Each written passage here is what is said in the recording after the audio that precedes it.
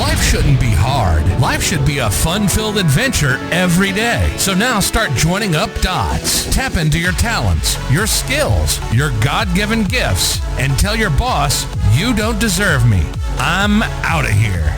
It's time for you to smash that alarm clock and start getting the dream business and life you, well, of course, are dreaming of. Let's join your host, David Ralph, from the back of his garden in the UK, or wherever he might be today, with another jammed-packed episode of the #1 hit podcast, Join Up Dots. Yeah, good morning to you, and welcome to episode 2 of this mini-series. And this mini-series has been brought to you by a listener of the Join Up Dots podcast, who dropped us a line and basically said, I've taken action. I've done the first thing. I put a TikTok video out there. It's not getting any views or inquiries and stuff, but I've done it. And as we talked about on the first episode, your first dot that you put out in the world really will always fail. And it's supposed to fail because you're new, you're inexperienced, you're trying things, you don't know enough about the sequence of events. But how do you make that easier on yourself? Well, that's where we come to in this episode, because as we say, the idea of the first dot, that messy first action, the thing you put out into the world that probably is a bit rubbish, I suppose, probably isn't polished, and more often than not, that doesn't get any of the results you were hoping for, is where most people stop. And they go, oh, right, I tried it, nothing happened, maybe this isn't for me. But the people who actually move forward, they don't stop at the first dot. They start asking a different question. And it's this. How do I make this better? How do I make that next dot better than the first one? Not bigger, not different, not sexier, just better.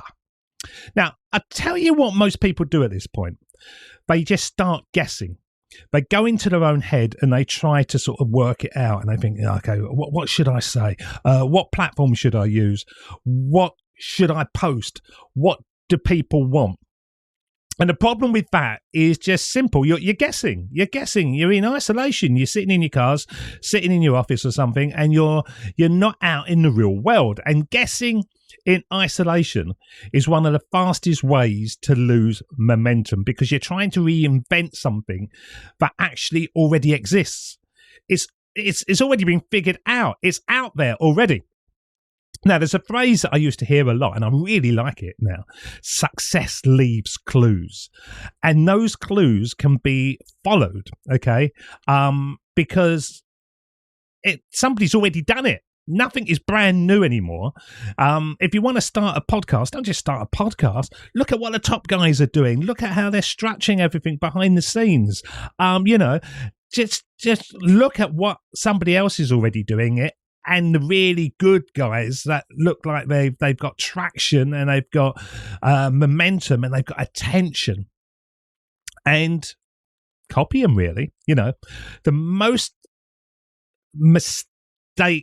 biggest mistake I think that most people have is they try to create something unique before they've even learned what good looks like. Really, that's it. It's like trying to cook a Michelin star meal when you've never even tasted one. You don't know what you're aiming for yet. You've got to go back and look at your first dot again and think to yourself, why isn't this working? Now, I know when I was building things that weren't working, I had this habit. I would build something, launch it, and then sit there waiting for it to sort of take off, and it didn't.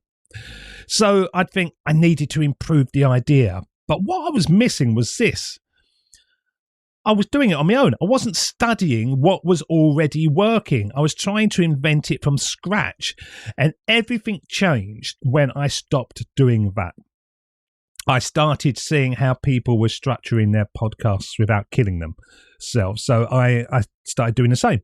I started looking at how people were building their back engines by jumping on there, downloading their lead magnets, looking at what they're sending, how often they're sending it, and all that kind of stuff.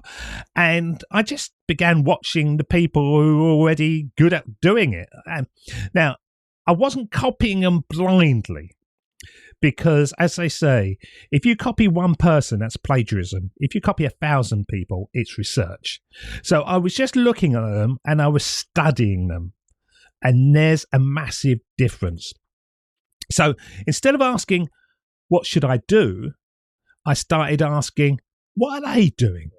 And I would look properly. I would, as I say, I'd open their content. I'd look at what kind of language they use, how they talk to people, what makes me stop and pay attention to them. I don't do a lot of scrolling, but I asked that question, would it grab my attention? So I would actually try scrolling to sort of see if it would work. And the interesting thing was, it wasn't the big flashy stuff that mattered. It was the small things. It was the tone, the rhythm, the structure, the way they made people feel understood. That's where the gold is, when you're building that connection with somebody else who's looking for you. Okay. It's all about the connection. Now, I don't do a lot of social media because a lot of social media is just sort of throwing it out there.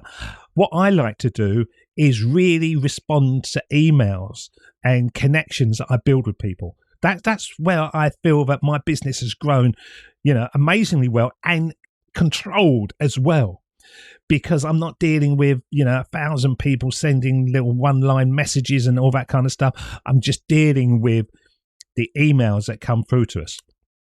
So if you go back to episode 1 and we give his name, Richard. I said I wasn't going to do it, but it was Richard, right, who sent an email to me.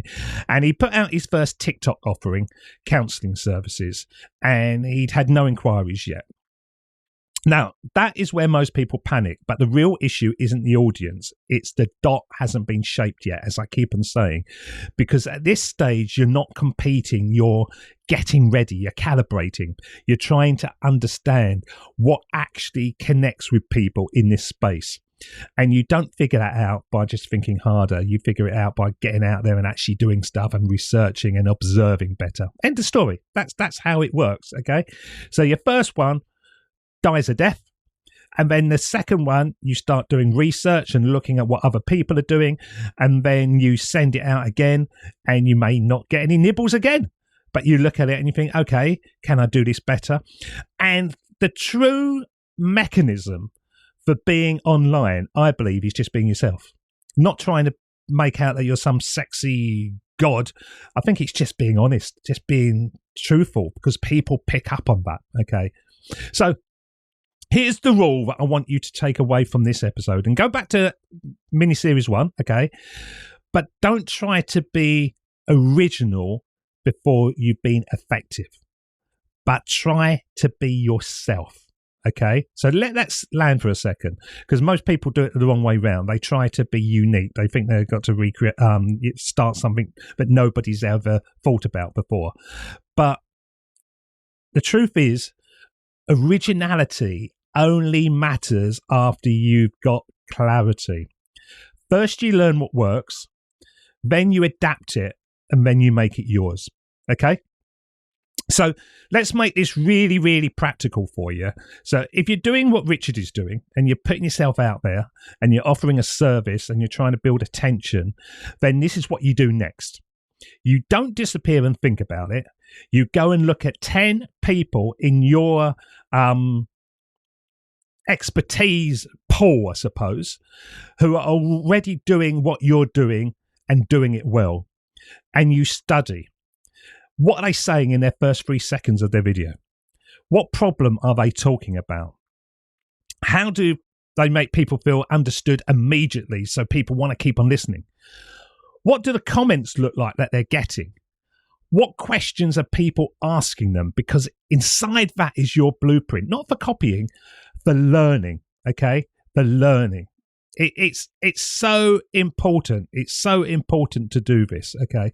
I just remember back in the day, I thought that I could come a different way and recreate it and stuff, but you don't. You just do what's there. So let's bring this back to Richard again. He made his first dot. It's out there.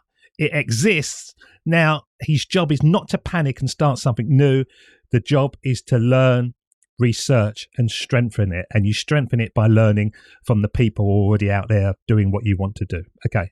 Not to become them, but just to understand what works. Because once you see that, you stop guessing and everything gets easier.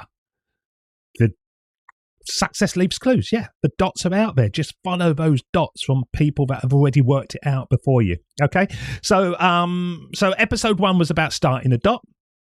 Episode 2 is about shaping it. And the big lesson is just simple. You're not alone in this, okay? Everything you want to build has already been built in some form. Your job is not to reinvent it. Your job is just to recognize it and study it and then improve your version of it, because I say it again, success really does leave clues. And once you start following them, you stop feeling lost. You've got the blueprint already and you start building something that actually connects so much quicker than you trying to do it by your own sort of lack of knowledge. Okay, so in the last episode in this series, we're going to take this one step further, because once you've made your dot and you've improved your dot, the real challenge becomes consistency. How do you keep going when it still feels like nothing is happening? That's where sort of everything either falls apart or it really comes together. So until the next dot, okay, we will be here behind the scenes of Join Up Dots. Send us emails, joinupdots@gmail.com, as you do, and we will respond to you. Richard, keep on going, keep on using this information, because you are on your way, mate, and I totally believe in you. I believe in you more than you can possibly know. And for everybody else out there that's thinking of getting going, or they're already getting going, whatever, as I say, we're here to help you. Stay sexy, and we will see you again. Look after yourselves. Cheers. See ya. Bye-bye.